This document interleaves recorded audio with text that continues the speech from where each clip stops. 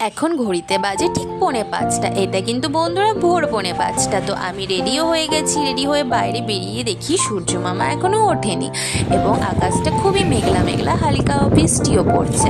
তারপর আমরা তিনজনে মিলে বেরিয়ে পড়লাম আমাদের গন্তব্যের উদ্দেশ্যে। আমাদের গন্তব্য আজ কোথায় বলো তো? একটু দূর। তো আমরা চলে এসেছিলাম শিলিগুড়ি জাংশনে। এসে টিকিটটাও কেটে নিয়েছি। বাইরে যেহেতু বৃষ্টি পড়ছিল, হালকা ভিজেও গিয়েছিলাম।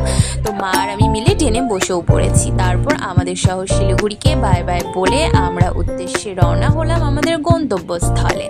তারপর এরকম ট্রেন থেকে বাইরের প্রাকৃতিক দৃশ্য দেখতে তো আমার ভীষণ ভালো লাগে।